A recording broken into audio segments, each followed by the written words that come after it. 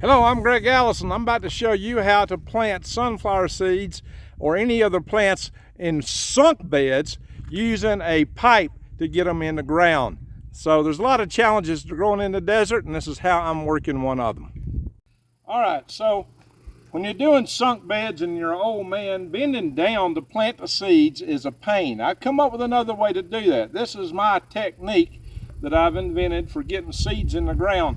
And I'm doing sunflower seeds, and so what I've got here is a piece of conduit or PVC pipe, either one would do.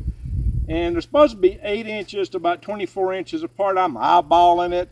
I have went through and meticulously marked a lot of stuff out, but that takes a lot of time, and I'm not sure it's all that worthwhile to do. So sunflower seeds probably need to be buried, usually maybe a ½ inch deep, maybe, but out here the ground's so dry. The advice says 1.5 inches, maybe up to.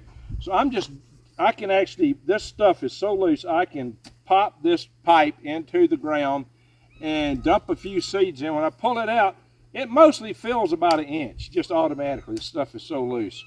So this is pretty good for my old age way of doing these things. Now, what I've noticed, I've actually used this some on my upper garden to plant corn, squash, and beans and peas. They all came up with some of that stuff. I've done a lot of experiments out here on different ways to plant and grow things. These beds underneath, they're 3 foot deep. These trenches are dug 3 foot deep. There's wood chips about 18 inches on the bottom and about 1 foot of this straight black mulch, which is wood derived. There's no manure products in this because I have found manure out here to be contaminated with graze on. It'll kill any garden plant you're trying to put in. So I've got plenty. I got 4 buckets like this of sunflower seeds, and I planted that whole bed out and just scraped off the top of one. So I've got way more seeds than I need. I'm tempted just to come in and throw some on here and rake them in on top of that. Now I did that with the last amaranth bed. I planted them just a little bit deep, and then I went back and sowed on top and I raked it. In Alabama, that would be just fine. It would always sprout and done great, but out here, it don't work because the ground is just, it's not just the ground's dry, the air is dry. The sun will dry stuff out too, but the air is so dry, if you didn't have any sun, it's gonna suck all the moisture out just right off the bat. I have found that when I put tarps down or other things like that, that the moisture will retain a lot longer.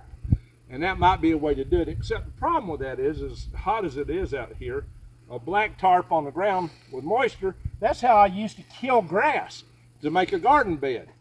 I made a lot of garden beds in the past by spraying the heck out of the ground and cover a big black tarp over it. It kills all the weeds and grass and everything. And then you can just, till it up and plant. I don't want to kill my stuff, so that's why I'm not using that here. I did cover some beds just experimentally out here to see how they did for moisture retention. That worked. I've tried to water on top of beds like that, and I found that with a ground cloth that the water did not go in where I was spraying it. It would all run down to wherever some low point was and go in one spot. So that's not a good way to water. So if you're going to do something like that, you need an underground, underneath water method. And out here, I would probably want something other than black for my ground cloth, and that's the way it all comes. It's black. Might be fine in Alabama. I've used it there, but I'm a little skeptical about it here. So these are just different things to know about planting and watering. This is a trick if you're going to do a desert garden with sunken beds, and you're an old guy like me, and bending down is kind of tough to do. There's a way to skin that catfish, I should say. That's where supposedly that expression comes from. And this is the way I invented to do it. And I've already employed this on my upper garden, and the corn, beans, and sprouts all sprouted. This worked just fine for them. We'll see if this works for sunflowers. Are you planting your fall garden yet? This is a perfect time to start planting your fall garden. Your fall garden, there's a lot of greens you can grow. Radishes and different things like that, beets. One of the best sources for seeds like that is True Leaf Market. Check out my link to True Leaf Market. My affiliate marketing link will be in the show notes posted below. You can get some really good seeds from True Leaf Market.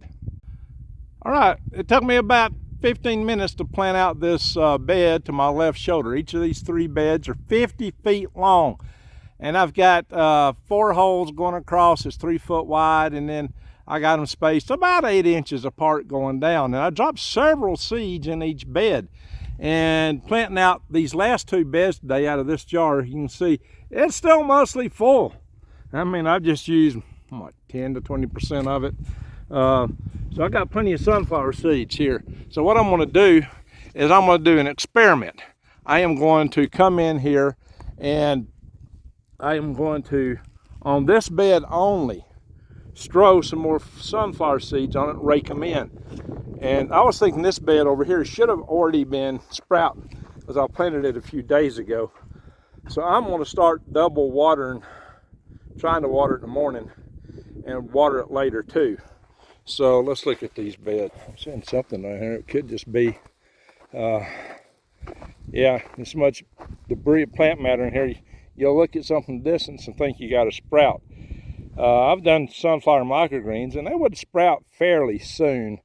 But in this case, these just haven't sprouted. Of course, they're under some dirt, so maybe it's taking a little bit longer to come up. It could be a heat thing.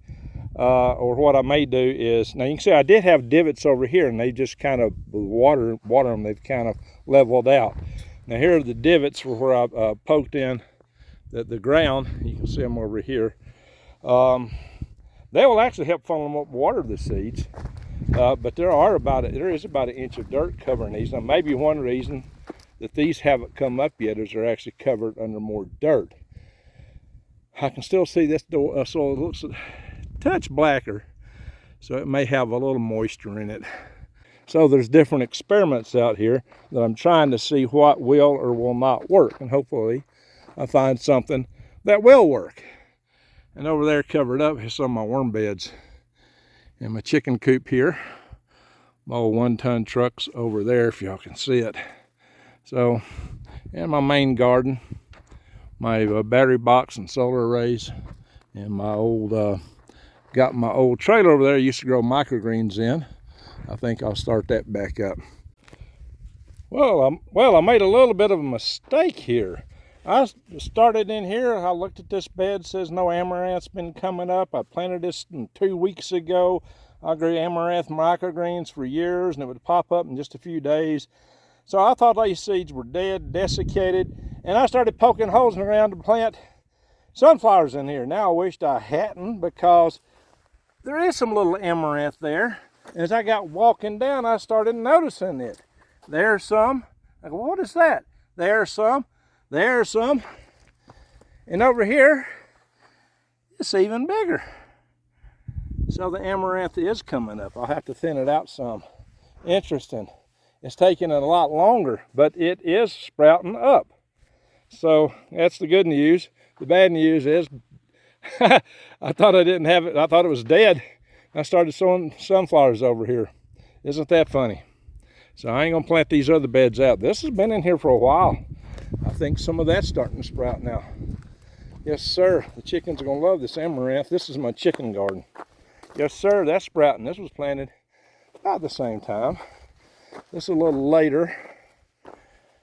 So this and the other beds will start popping up soon. Okay, I have the divots in here. I don't know if you can see them, but I've also put sunflower seeds straight on the ground. And this bed I'm going to rake in. It didn't take long to throw them on the ground. And I still have a lot of seed left in here. This thing, it's still about 2/3 full.